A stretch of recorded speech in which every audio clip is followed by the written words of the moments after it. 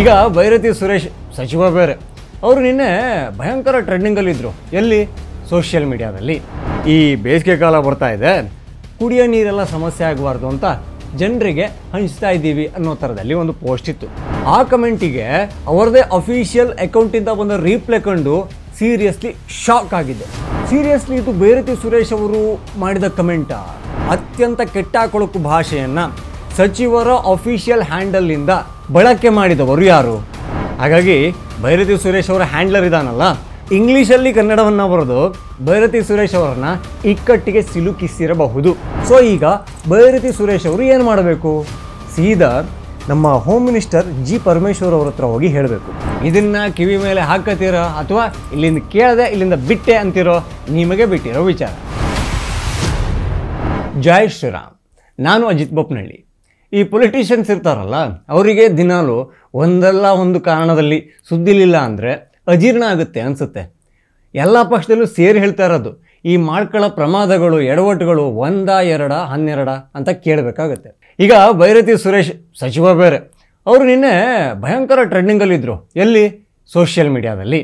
ಯಾವ ವಿಚಾರಕ್ಕೆ ಅಂತ ಕೇಳಿದ್ರ, ಅದೇ ಅವರೊಂದು ಪಾಪ ಪೋಸ್ಟನ್ನು ಹಾಕಿದರು. ಅವರ ಕ್ಷೇತ್ರದಲ್ಲಿನ ಅವರ ಅಭಿವೃದ್ಧಿ ಕೆಲಸಗಳು ಹಾಗೂ ಈ ಜನರ ಒಂದು ಸೇವೆಯ ಒಂದು ಕೆಲಸದ್ದು ಒಂದು ವಿಡಿಯೋವನ್ನು ಹಂಚ್ಕೊಂಡಿದ್ರು. ಅದರಲ್ಲಿ ಏನಿತ್ತು? ಈ ಬೇಸಿಗೆ ಕಾಲ ಬರ್ತಾ ಇದೆ, ಕುಡಿಯೋ ನೀರೆಲ್ಲ ಸಮಸ್ಯೆ ಆಗಬಾರ್ದು ಅಂತ ಜನರಿಗೆ ಹಂಚ್ತಾ ಇದ್ದೀವಿ ಅನ್ನೋ ಥರದಲ್ಲಿ ಒಂದು ಪೋಸ್ಟ್ ಇತ್ತು. ಈಗಲೂ ಕೂಡ ಅವೈಲಬಲ್ ಇದೆ, ಅವರ ಅಫಿಷಿಯಲ್ ಅಕೌಂಟಲ್ಲಿ ನೋಡಬಹುದು. ಅಫಿಷಿಯಲ್ ಅಕೌಂಟ್ ಅಂತ ಹೇಗೆ ಕಂಡುಹಿಡಿಯೋದು ಅಂತ ಕೇಳಿದ್ರ, ಭೈರತಿ ಸುರೇಶ್ ಅವರ ಮುಂದೆ ಒಂದು ನೀಲಿ ಬಣ್ಣದ ಟಿಕ್ ಇರುತ್ತೆ, ಅದು ಅಫಿಷಿಯಲ್ ಅಕೌಂಟ್ ಅಂತ. ಆ ಅಕೌಂಟಿಗೆ ಪೇ ಮಾಡಬೇಕಾಗುತ್ತೆ. ಅವ್ರು ಮಾತ್ರ ಅಲ್ಲ, ನಾನು ತಗೊಂಡ್ರು ಪೇ ಮಾಡಬೇಕು.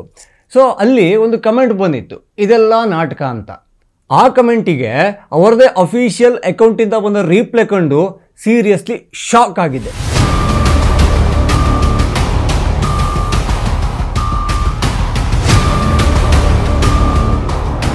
ಅನಾಗರಿಕರು, ಅವಿದ್ಯಾವಂತರು, ಹುಟ್ಟಿನ ಮೂಲ ಅರಿಯದವರು ಏನೆಲ್ಲ ಕಮೆಂಟ್ ಹಾಕ್ಬೋದಲ್ಲ, ಆ ಥರ ಕಮೆಂಟ್ ಇತ್ತು.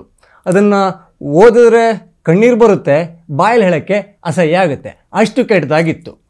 ತೀರಾ ಅಪ್ಪ ಅಮ್ಮನ ಬಗ್ಗೆ ಅಯ್ಯಯ್ಯಪ್ಪ ಅದನ್ನ ಓದೋಕ್ಕೂ ಕೂಡ ಕಷ್ಟ ಹೇಳ್ದಂಗೆ. ಹಾಗಾಗಿ ಬ್ಲರ್ ಮಾಡಿ ಹಾಕ್ತಾ ಇದ್ದೀವಿ, ಏನಿರ್ಬೋದು ಅಂತ ನೀವು ಊಹೆ ಮಾಡಿಕೊಳ್ಳಿ. ಏನಕ್ಕೆಂದರೆ ಕನ್ನಡದಲ್ಲಿ ಇರಬಹುದಾದ ಅತ್ಯಂತ ಕೆಟ್ಟ ಕಳಕು ಮಾತು ಅಂದರೆ ಅದು ಅಂತ ಒಂದು ಕ್ಯಾಟಗರಿಗೆ ಸೇರಿಸಿರಬಹುದು. ಸೀರಿಯಸ್ಲಿ ಇದು ಭೈರತಿ ಸುರೇಶ್ ಅವರು ಮಾಡಿದ ಕಮೆಂಟಾ? ಒಬ್ಬ ಸಚಿವರಿಗೆ ಸಾಮಾನ್ಯ ಜನರ ಕಮೆಂಟಿಗೆ ರೀಪ್ಲೈ ಕೊಡುವಷ್ಟು ಟೈಮ್ ಇರುತ್ತಾ? ಹಾಗಾದರೆ ಅಂಥದ್ದೊಂದು ಭಾಷೆಯನ್ನು, ಅತ್ಯಂತ ಕೆಟ್ಟ ಕೊಳಕು ಭಾಷೆಯನ್ನು ಸಚಿವರ ಅಫಿಷಿಯಲ್ ಹ್ಯಾಂಡಲ್ನಿಂದ ಬಳಕೆ ಮಾಡಿದವರು ಯಾರು? ಹ್ಯಾಕೇನಾದರೂ ಮಾಡಿದ್ರ ಕತ್ಲಲ್ಲಿ ಕೂತ್ಕೊಂಡು? ಇಂಥದ್ದೊಂದು ಡೌಟ್ ಬರುತ್ತೆ. ಬಟ್ ಕಾಂಗ್ರೆಸ್ಸಿನ ಒಂದು ಸಂಸ್ಕೃತಿಯನ್ನು ನೋಡ್ತಾ ಬಂದರೆ ಅವರೇ ಮಾಡಿದ್ರೂ ಮಾಡಬಹುದು ಅನ್ನೋ ಸಂದೇಹ ಕೂಡ ಬರುತ್ತೆ. ಆ ಲೆಗಸಿನೇ ಆ ಥರ ಇದೆ. ಹಾಗಿದ್ರೆ ಭೈರತಿ ಸುರೇಶ್ ಅವರು ನಾಳೆ ದಿವಸ ಬರ್ಬೋದು, ಇಲ್ಲ ನನ್ನ ಗಣನೆಗೆ ಗೊತ್ತಿಲ್ಲದೆ, ನನ್ನ ವಿವೇಚನೆಗೆ ಗೊತ್ತಿಲ್ಲದೆ ಅದೊಂದು ಆಗ್ಬಿಟ್ಟಿದೆ, ನನಗೇನೂ ಗೊತ್ತಿಲ್ಲ, ನಂದೇನೂ ತಪ್ಪಿಲ್ಲ ಅಂತ ಕ್ಲಾರಿಫಿಕೇಷನ್ ಕೊಡಬಹುದು, ಕೊಡದೇನೂ ಇರಬಹುದು. ಆದರೆ ಮಾಡಿದವರೊಬ್ಬರು ಬೇಕಲ್ಲ. ಕನಿಷ್ಠ 4ರಿಂದ 4.5 ತಾಸು ಆ ಕಮೆಂಟ್ ಹಾಗೇ ಇತ್ತು. 2-3 ಜನರಿಗೆ ರೀಪ್ಲೈ ಹೋಗಿತ್ತು. ನನಗೆ ಐಡಿಯಾ ಇತ್ತು ಇದು ಸ್ವಲ್ಪ ಹೊತ್ತಿಗೆ ಡಿಲೀಟ್ ಆಗುತ್ತೆ ಅಂತ. ಹಾಗಾಗಿ ಈ ಸ್ಕ್ರೀನ್ ರೆಕಾರ್ಡ್ ಅಂತ ಒಂದು ಬರುತ್ತಲ್ಲ, ಅದನ್ನು ಮಾಡಿಟ್ಕೊಂಡೆ. ಆಗ ಕಮೆಂಟ್ ಡಿಲೀಟ್ ಆದರೂ ಕೂಡ ಅಲ್ಲಿರುತ್ತೆ. ಸೊ ಕಮೆಂಟು ತಾತ್ಕಾಲಿಕ, ಸ್ಕ್ರೀನ್ಶಾಟು ಶಾಶ್ವತ ಅನ್ನೋ ಥರದಲ್ಲಿ. ಹಾಗಾದರೆ ಅಂದ್ಕೊಳ್ಳೋಣ, ಈಗ ಭೈರತಿ ಸುರೇಶ್ ಅವರಿಗೆ ಅಷ್ಟೊಂದು ಟೈಮೂ ಇಲ್ಲ, ಸಚಿವರಾಗಿ ಅಂಥ ಭಾಷೆಯನ್ನು ಬಳಸೋಕ್ಕೂ ಕೂಡ ಸಾಧ್ಯವೂ ಇಲ್ಲ. ಅದನ್ನು ಬಳಸಿದವರೊಬ್ಬರು ಬೇಕಲ್ಲ, ಹ್ಯಾಂಡ್ಲರ್. ಅವರ ಅಕೌಂಟನ್ನು ಯಾರು ಹ್ಯಾಂಡಲ್ ಮಾಡ್ತಾರಲ್ಲ ಅವರೇ ಈ ಭಾಷೆಯನ್ನು ಬಳಸಿರಬೇಕು. ಇಲ್ಲ ಅಂದರೆ ಖಂಡಿತ ಸಾಧ್ಯ ಇಲ್ಲ. ಕನ್ನಡವನ್ನು ಇಂಗ್ಲೀಷಲ್ಲಿ ಬರೆದಿದ್ದಾರೆ, ಅದರಲ್ಲಿ ಅಪ್ಪ ಅಮ್ಮ ಇನ್ನೂ ಕೆಲವೊಂದು ಬೇರೆ ಬೇರೆ ಕ್ರಿಯೆಗಳದ್ದೆಲ್ಲ ಡೀಟೇಲ್ ಹಾಕಿದ್ದಾರೆ. ಹುಡ್ಕೊಂಬಂದು ಹಂಗೆ ಮಾಡ್ತೀನಿ ಹಿಂಗೆ ಮಾಡ್ತೀರಿ ಅಂತ ಓಪನ್ ಆಗಿ ಜೀವ ಬೆದರಿಕೆಯನ್ನು ಹಾಕಿದ್ದಾರೆ. ಆ ಹ್ಯಾಂಡ್ಲರ್ ಯಾರು? ಇದೊಂದು ಪ್ರಶ್ನೆ ಈಗ ಜನರಿಗೆ ಕಾಡ್ತಾ ಇದೆ. ಅವರಿಗೆ ಈ ಸಂಸ್ಕಾರ, ಸಂಸ್ಕೃತಿ ಇದ್ರ ಬಗ್ಗೆ ಹೇಳ್ಕೊಡಿ ಅಂತ ಏನಾದರೂ ಹೇಳಿದ್ರೆ ಅದರದ್ದು ಸಚಿವರು ನಮ್ಮ ಶಿವರಾಜ ತಂಗಡಿಗೆ ಅಯ್ಯೋ ಪಾಪ. ಒಂದು ಚಿಕ್ಕ ಸ್ಕೂಲಲ್ಲಿ ಶುಭಾಶಯಗಳು ಅಂತ ಬರೆಯೋಕ್ಕೋಗಿ ಶಭಾಶಯಗಳು ಅಂತ ಬರೆದಿರೋ ಮಹಾನುಭಾವ. ಇನ್ನೊಂದು ಕಡೆ ಈ ಭಾಷಾ ಹಿಡಿತ ಅಥವಾ ಸುಸ್ಪಷ್ಟವಾದ ಕನ್ನಡ ಅಥವಾ ಉತ್ತಮವಾದ ಕನ್ನಡ ಇದನ್ನೆಲ್ಲ ಶಿಕ್ಷಣ ಮಂತ್ರಿ ಕಲಿಸ್ಕೊಡ್ಬೇಕಲ್ಲ ಆ ಹ್ಯಾಂಡ್ಲರಿಗೆ. ಅದನ್ನು ಕಲಿಸ್ಕೊಡಿ ಅಂದರೆ ಅಲ್ಲಿರೋದು ಮಧು ಬಂಗಾರಪ್ಪ. ಅಯ್ಯೋ, ಅಯ್ಯಪ್ಪನ ಕನ್ನಡ ಓದೋಕ್ಕೆ ಬೆಬ್ಬೆ ಬೆಬ್ಬೆ ಮೆಮ್ಮೆ ಮೆಮ್ಮೆ ಅನ್ನುತ್ತೆ, ತುಂಬ ಕಷ್ಟಪಡುತ್ತೆ. ಸೊ ಕರ್ನಾಟಕದಲ್ಲಿ ಈ ಮಂತ್ರಿಗಳಿಂದ ಕನ್ನಡ ಅಪಾಯದಲ್ಲಿದೆ. ಹಾಗಾಗಿ ಭೈರತಿ ಸುರೇಶ್ ಅವರ ಹ್ಯಾಂಡ್ಲರ್ ಇದ್ದಾನಲ್ಲ, ಅವನೀಗ ಇಂಗ್ಲೀಷಲ್ಲಿ ಕನ್ನಡವನ್ನು ಬರೆದು ಭೈರತಿ ಸುರೇಶ್ ಅವರನ್ನು ಇಕ್ಕಟ್ಟಿಗೆ ಸಿಲುಕಿಸಿರಬಹುದು. ಇನ್ನು ಒಂದು ಸಿಂಪಲ್ ಕಿವಿ ಮಾತನ್ನು ರಾಜಕಾರಣಿಗಳಿಗೆ ಹೇಳಬೇಕು. ಅವರು, ನಾನು ಚಿಕ್ಕವನಾದರೂ ಕೂಡ ಕೇಳಿಸ್ಕೊಳ್ಳೋದ್ರಲ್ಲಿ ಏನೂ ತಪ್ಪಿಲ್ಲ. ಈ ಟೀಕೆ ಟಿಪ್ಪಣಿಗಳು ರಾಜಕೀಯ ಜೀವನದಲ್ಲಿ ಇರೋರಿಗೆ ಸರ್ವೇ ಸಾಮಾನ್ಯ. ಈಗ ಯಾರು ಈ ಟೀಕೆಯಿಂದ ಮುಕ್ತರಾಗಿ ರಾಜಕೀಯ ಬದುಕನ್ನು ಮಾಡ್ತಾ ಇದ್ದಾರೆ? ಮೋದಿ ಅಂತ ಮೋದಿಗೆ ಟೀಕೆ ಮಾಡ್ತಾರಂತೆ, ಇನ್ನು ಇವರೆಲ್ಲ ಯಾವ ಲೆಕ್ಕ ಅಂತ ಕೇಳ್ತಾರಲ್ಲ. ನನಗೆ ಇಲ್ಲಿ ಜನರ ಜೊತೆಗೆ ನೀವು ಹೇಗೆ ಬಿಹೇವ್ ಮಾಡಬೇಕು, ಹಾಗೆ ನಿಮ್ಮ ತಂಡವನ್ನು ಹೇಗೆ ಬಿಹೇವ್ ಮಾಡಬೇಕು ಅಂತ ನೀವು ಹೇಳಬೇಕಲ್ಲ, ಆ ವಿಚಾರಕ್ಕೆ ಯೋಗಿ ಆದಿತ್ಯನಾಥ್ ಅವರನ್ನು ನೋಡಿ ಕಲಿಬೇಕಾಗುತ್ತೆ. ಯಾಕೆ ಅಂತ ಕೇಳಿ ಹೇಳ್ತೀನಿ. ಮಹಾಕುಂಭಮೇಳ ಆಯ್ತಲ್ಲ ಪ್ರಯಾಗ್ರಾಜಲ್ಲಿ, ನಾನು ಹೋಗಿದ್ನಲ್ಲ, ಹಾಗಾಗಿ ಹತ್ತಿರದಿಂದ ನೋಡಿದ್ನಲ್ಲ. ಅಲ್ಲಿ ಯೋಗಿಯವರು ಎಲ್ಲ ಪೊಲೀಸರಿಗೂ ಹಾಗೂ ಭದ್ರತಾ ಸಿಬ್ಬಂದಿಗಳಿಗೆ ಖಡಕ್ಕಾದ ಸೂಚನೆಯನ್ನು ಕೊಟ್ಟಿದ್ದರು. ಏನಪ್ಪ ಅಂತ ಕೇಳಿದ್ರೆ, ಇಲ್ಲಿ ಕೋಟಿ ಕೋಟಿ ಜನ ಬರ್ತಾರೆ, ನಿಮ್ಮ ವರ್ಕ್ ಲೋಡ್ ಜಾಸ್ತಿನೇ ಇರುತ್ತೆ, ಆದರೆ ಯಾರೊಬ್ಬರ ಜೊತೆ ಕೂಡ ನಿಮ್ಮ ತಾಳ್ಮೆಯನ್ನು ಮೀರಿ ಮಾತಾಡಬೇಡಿ, ಅತ್ಯಂತ ಸೌಜನ್ಯವಾಗಿ ಮಾತಾಡಿ ಅಂತ ಆದೇಶವನ್ನು ಕೊಟ್ಟಿದ್ದರು. ನಾನು 4 ದಿವಸ ಪ್ರಯಾಗ್ರಾಜಲ್ಲಿದ್ದೆ. ಎಲ್ಲ ಪೊಲೀಸರು ಕೂಡ ಸಖತ್ತಾಗಿ ಫ್ರೆಂಡ್ಲಿ ಥರ ಯಾರ್ಯಾರಿಗೆ ದಾರಿ ಗೊತ್ತಾಗ್ತಾ ಇಲ್ಲ ಅವರಿಗೆ ದಾರಿ ಹೇಳ್ಕೊಂಡು, ಎಲ್ಲೆಲ್ಲಿ ಊಟದ ವ್ಯವಸ್ಥೆ ಇದೆ ಅಲ್ಲನ್ನು ತೋರಿಸ್ಕೊಂಡು, ವಸತಿಯಲ್ಲೆಲ್ಲಿದೆ ಅಲ್ಲಿ ದಾರಿ ತೋರಿಸ್ಕೊಂಡು ಈ ಕುಂಭಮೇಳವನ್ನು ಮುಗಿಸಿಕೊಟ್ರು. ಯೋಗಿ ಆದಿತ್ಯನಾಥ್ ಅವರು ಅದಕ್ಕೆ ದೊಡ್ಡ ರಿವಾರ್ಡನ್ನು ಕೂಡ ಕೊಟ್ಟರು. ಸೊ ಜನರ ಜೊತೆಗೆ ವ್ಯವಹರಿಸುವ ಒಂದು ಕಲೆ ಅದು. ರಾಜಕೀಯ ಜೀವನದಲ್ಲಿ ಹಾಗೂ ರಾಜಕೀಯದಲ್ಲಿ ಇನ್ನೂ ಎತ್ತರಕ್ಕೆ ಬೆಳೀಬೇಕು ಅಂತ ಯಾರೆಲ್ಲ ಅಂದ್ಕೊಂಡಿರ್ತಾರಲ್ಲ, ಅದನ್ನು ಅವರು ಕಲ್ತ್ಕೋಬೇಕು. ಹಾಗೆ ಅವರ ಸುತ್ತಮುತ್ತ ಇರೋರಿಗೆ ಕಲಿಸಲೇಬೇಕಾಗುತ್ತೆ. ಮಾತು ಮನೆ ಕೆಡಿಸ್ತು, ತೂತು ಒಲೆ ಕೆಡಿಸ್ತು ಅನ್ನೋ ಹಾಗೆ ಇಂಥದ್ದೆಲ್ಲ ಆಗ್ಬಿಟ್ರೆ, ಅದರಲ್ಲೂ ಬೇರೆ ಅಫಿಷಿಯಲ್ ಅದೇ ಬ್ಲೂ ಟಿಕ್ ಅಕೌಂಟಿಂದ ಇಂಥ ಅಸಹ್ಯಗಳು ಬಂದಾಗ ಜನರಿಗೆ ನಿಮ್ಮ ಮೇಲೆ ತಪ್ಪು ಭಾವನೆ ಬರುತ್ತೆ. ಇದನ್ನು ಕಿವಿ ಮೇಲೆ ಹಾಕತ್ತೀರೋ ಅಥವಾ ಇಲ್ಲಿಂದ ಕೇಳದೆ ಇಲ್ಲಿಂದ ಬಿಟ್ಟೆ ಅಂತಿರೋ, ನಿಮಗೆ ಬಿಟ್ಟಿರೋ ವಿಚಾರ. ಇನ್ನೂ ಒಂದು ಮುಖ್ಯವಾಗಿ ಹೇಳಬೇಕು ಅಂದರೆ, ಭೈರತಿ ಸುರೇಶ್ ಅವರಿಗೆ ಅಷ್ಟೊಂದು ರೋಷಾವಿಷ ಬರಲಿಕ್ಕೆ ಸಾಧ್ಯ ಇಲ್ಲ. ಯಾಕೆ ಅಂತ ಕೇಳಿ ಹೇಳ್ತೀನಿ. ಅವರು ರಾಷ್ಟ್ರೀಯ ಕಚೇರಿ ಇದೆಯಲ್ಲ, ಹೊಸದೊಂದು ಕಾಂಗ್ರೆಸ್ ಪಕ್ಷದ ಹೊಸ ಆಫೀಸು, ಅದರದ್ದೊಂದು ಉದ್ಘಾಟನೆ ಇತ್ತು. ಪಾಪ ಅದು ಕಾಂಗ್ರೆಸ್ ಪಕ್ಷದ ಅಂದರೆ ನಾಯಕರುಗಳಿಗೆ ಮಾತ್ರ ಇರುವಂತಹ ಒಂದು ಓಪನಿಂಗ್ ಸೆರೆಮನಿ ಅಂದ್ಕೊಳ್ಳಿ, ಕಾರ್ಯಕರ್ತರಿಗೆಲ್ಲ ಪ್ರವೇಶ ಇರಲಿಲ್ಲ. ಭೈರತಿ ಸುರೇಶ್ ಅವರು ಕರ್ನಾಟಕದಿಂದ, ನಾವೊಬ್ಬ ಸಚಿವರು, ಹಾಗಾಗಿ ಸೀದಾ ಹೋದರೂ ಒಳಗಡೆ ಬಿಡ್ತಾರೆ ಅಂದ್ಕೊಂಡು ಒಳಗಡೆ ಹೋಗೋಕ್ಕೆ ಟ್ರೈ ಮಾಡಿದ್ರು.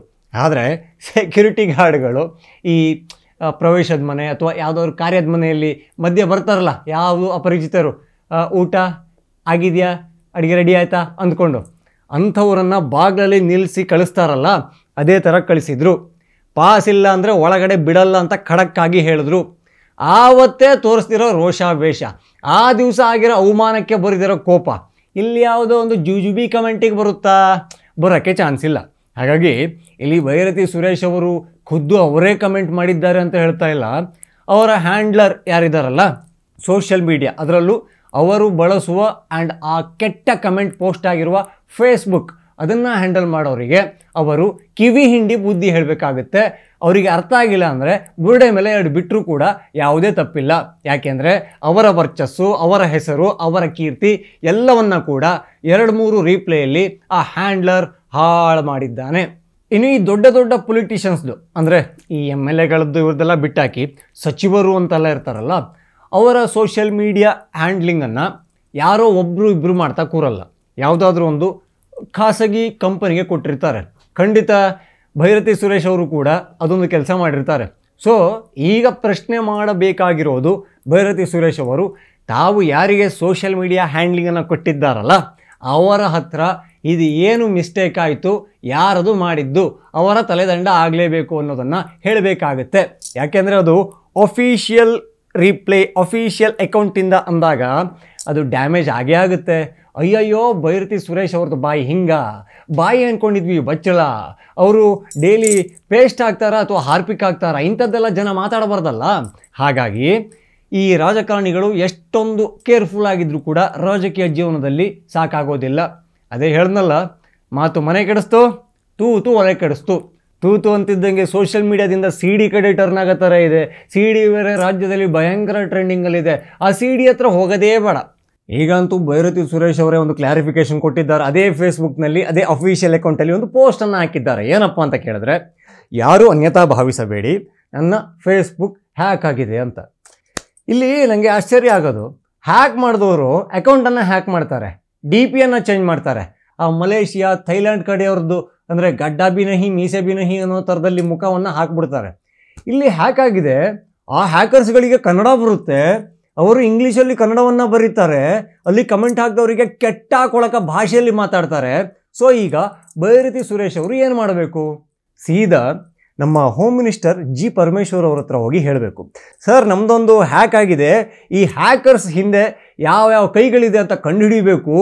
ನಮ್ಮವರೇ ಮಾಡಿದ್ದ, ಬೇರೆಯವ್ರು ಮಾಡಿಸಿದ್ದ, ನಮ್ಮ ರಾಜಕೀಯ ವಿರೋಧಿಗಳ ಪಿತೂರಿನ, ಇವೆಲ್ಲವನ್ನು ಕೂಡ ನಮ್ಮ ಸೈಬರ್ ಕ್ರೈಮ್ ಪೊಲೀಸರಿಗೆ ನೀವು ಕೊಟ್ಟು ಆದಷ್ಟು ಬೇಗ ಆ ಹ್ಯಾಕರ್ಗಳನ್ನು ಕಂಡುಹಿಡಿದು ಅರೆಸ್ಟ್ ಮಾಡಿಸ್ಬೇಕು ಸರ್ ಅಂತ ಮನವಿಯನ್ನು ಮಾಡಬೇಕಾಗತ್ತೆ. ಸೊ ಇದೊಂದು ಕೆಲಸ ಭೈರತಿ ಸುರೇಶ್ ಮಾಡ್ತಾರಾ? ಮಾಡಲೇಬೇಕಲ್ಲ. ಜೈ ಶ್ರೀರಾಮ್.